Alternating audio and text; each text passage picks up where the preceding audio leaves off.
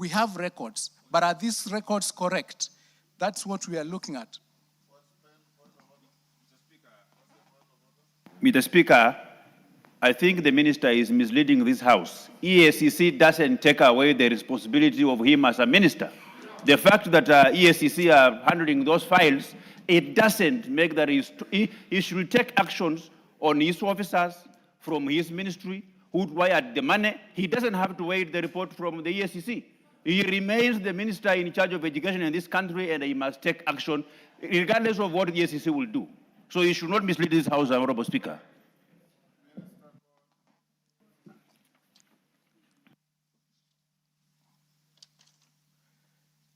The criminal culpability that we are talking about, that can only be undertaken by the investigative agencies. We would be able to take administrative action on the officers we find culpable, and then we hand them over to the investigative agencies to undertake the criminal process. That is already being done. Minister, you'll help. I don't want us to take very long on this. You'll help this House this way.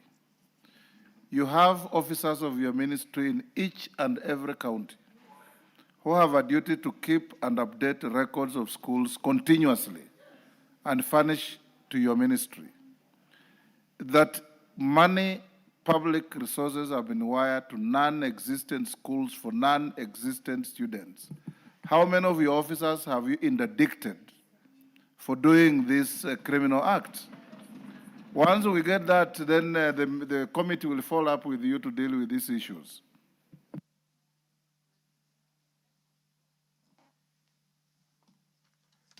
Based on the verification exercise that we are undertaking, we've not interdicted anybody because we've not completed the analysis of the exercise, as I've indicated.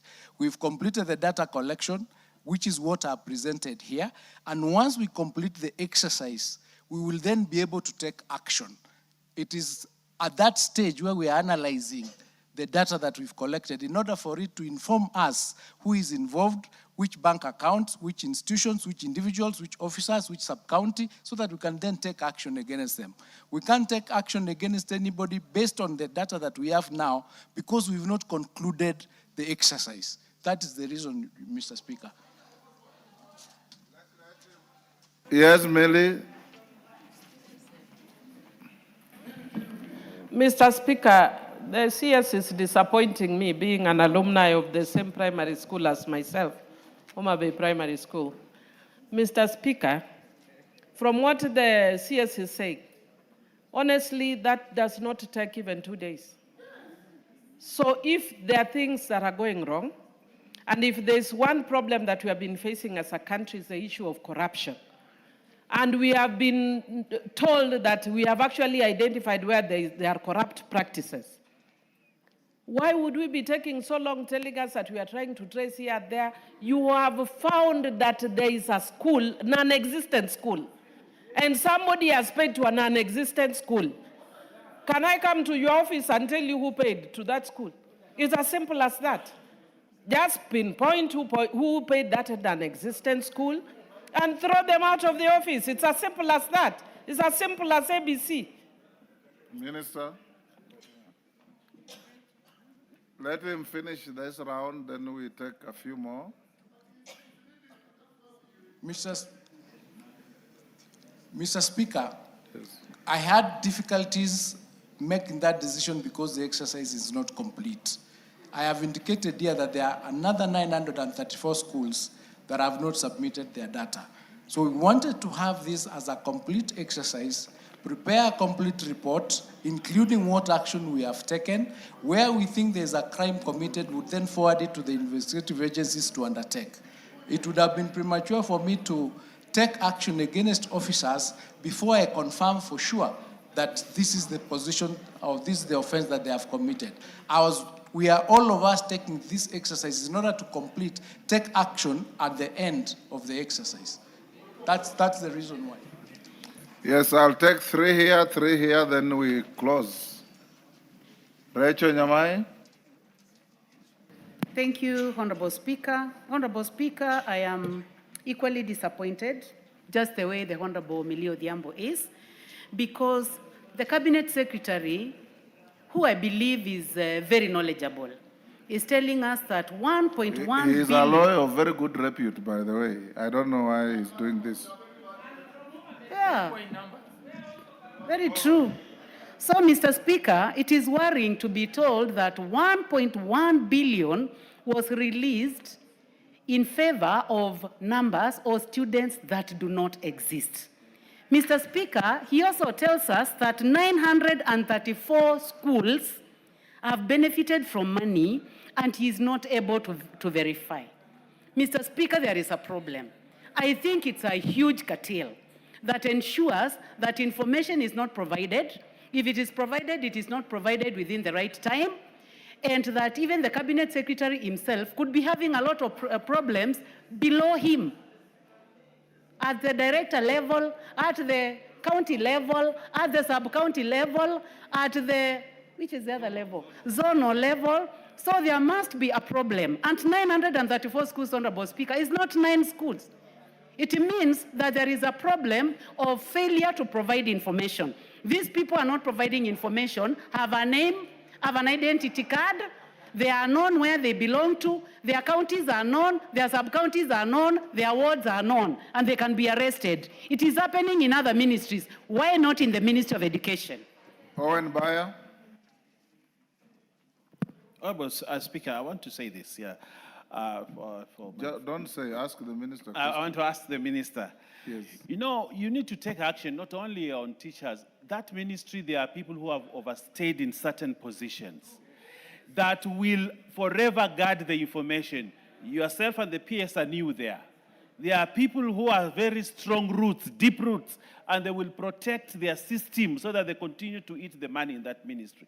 Unless you become ruthless and have ruthless focus on those people, Honorable Speaker, money will continue to disappear in that ministry. So what you need to do is do what Kiraitu Murungi said, a radical surgery in that ministry, just like they did in the judiciary, so that you can unearth, but as you unearth, it also goes with people who then you will get breathing space and space to manage that ministry. Otherwise, our children will continue to suffer if we go that way. I can assure you, Honorable Minister, you will wait for that date and it will not come. You will. I have seen it in my county. The people there protect each other. From the county director who has stayed there for over 8 years, to all the sub-counties who have stayed there for over 10 years. And everybody else is just comfortable waiting for the money from the ministry to eat the money. Honorable Speaker, unless radical surgery is done in the Ministry of Education, we will continue to say the same things here. Honorable Speaker, I thank you.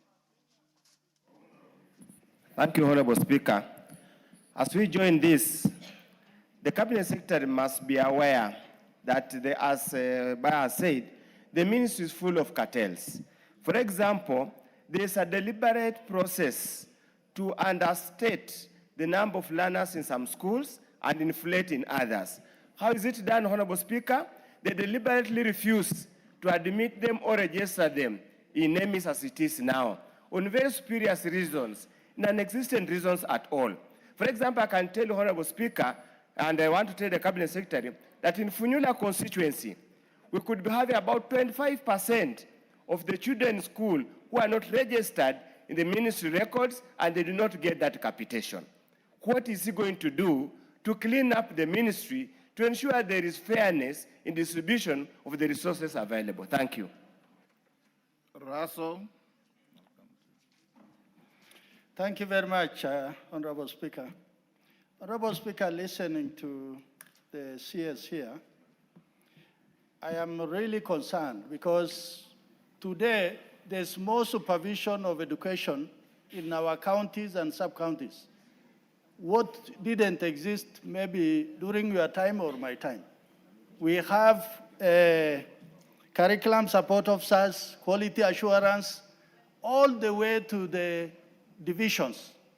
So that simply means that what he is telling us, either there is no supervision or there's too much bureaucracy in education that we can have schools that don't exist, or youngsters or learners who cannot be found or registered. For that reason, let the minister explain to us, are we overemploying in education, particularly in those who are supposed to supervise? Thank you, Honorable Speaker.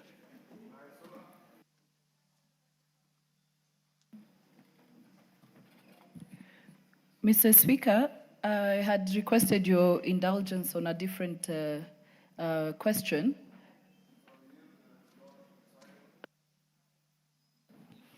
Thank you, Honorable Speaker. Honorable Speaker, my biggest worry will be what Owen Bayer tried to allude to. How long do the county education directors and sub-county education directors stay in one station? Because, Honorable Speaker, that is where the cartel has its roots. These are the people who are forever going around schools, collecting money from the heads of institutions and threatening them on what will befall them if they don't comply. Why do sub-county education directors stay in one station for 10 years? We saw the Ministry of Interior ensuring that police, OCSs, do not stay more than 3 years in one station. Why can't they do the same so that they don't come here to tell us 934 schools have not submitted their returns? Yet, if you look, 934 divided by 47 counties, that is one-day work, Honorable Speaker. Thank you. Alice? Thank you, Honorable Speaker. Mine wanted to ask the Cabinet Secretary, why don't you come back here when you have all the information instead of giving us excuses because we were here and we represent the people back at home? When you come with half-baked information, you're not helping this House.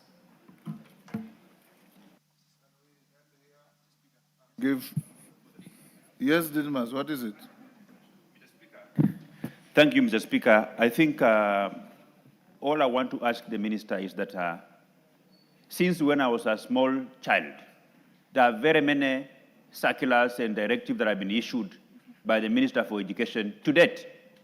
The Minister for Education, as we speak today, issued directives that students should not be sent home for levies that have not been approved by government.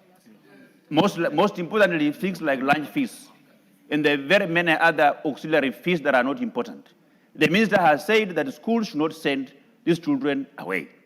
Millions of children are at home for failure to pay lunch fees, which is a private levy, not a government-approved levy. So how sure are we that the minister directives that is telling this House that the principals are going to obey? Is it true that the principals of high school are more powerful than CS for education in our country? Is it true, the Honorable Speaker, that if you check at the circulars that the ministry has issued to the principals of high schools and the headmasters of JSS and primary schools, none of them have been obeyed. They have been disregarded, Mr. Speaker. We need to know if those head teachers are powerful than the minister, then we should summon those head teachers directly to here instead of passing through the minister whose directives are not obeyed. Thank you, Mr. Speaker. Kwenya, what is it? Mr. Speaker, one of the schools that was mentioned, or were mentioned, one of them is in my constituency. The number one school that was mentioned, Kiria Secondary School, that was closed. And the reasons given by the minister do not hold. And that is why, Mr. Speaker, we need to interrogate the ministry properly. Because it cannot be you saying that the school was closed because of lack of students. Yet we know that TSC refused to post teachers to that school because the location is not so favorable for teachers. Mr. Speaker, number two, the issue of capitation. Every time we pass budgets in this House, they are premised on numbers, and numbers that are known. But when it comes to disbursement, it becomes very difficult. I think it is orchestrated within the ministry, so that then the money does not reach reach our schools, and that is a matter that we need to get the depth of. Minister? We must get to some setting, to some factory settings of this ministry, so that then it functions. Finally, the issue of sub-county directors overstaying in one station is not an issue that can be taken lightly. They are masquerading and moving everywhere, with powers that they do not wield. Collecting money from institutions, as it has been said. Point made. Yes, Minister. Thank you, Mr. Speaker. As I indicated, we started this exercise and it is not complete. It is true that the data that I'm giving is preliminary, and I've been asking to be given time to complete it so that when I come back here... How much time do you require? Wangela, what is it? Mr. Speaker, sir, you know the cartel that are taking this money. I don't know. No. I know you don't know. Thank you, Mr. I know you don't know. But, Mr. Speaker, the cartels from the ministry that registers, that do all this dirty work, that deposit money in accounts, are all from the ministry. Would I be in order to say that this minister, who is claiming to be auditing all these documents from June to December to January, that he's playing tricks with us until we forget so that we go to next year, the same thing continues because he's a beneficiary of these cartels. Because they steal from there. The minister must be a beneficiary. And Mr. Speaker, I would ask even the president that now that he wants Akisi to be the minister for education, why can't he bring back MATIANG'I? Order. Order, Wangela. You are totally out of order. Minister, ignore that and answer other questions. I will. Order. Order, Donya. Order, Donya, sit down. I have ruled Wangela out of order. Order. I've ruled Wangela out of order, and that material will be expunged from the Hansard. Minister, go ahead.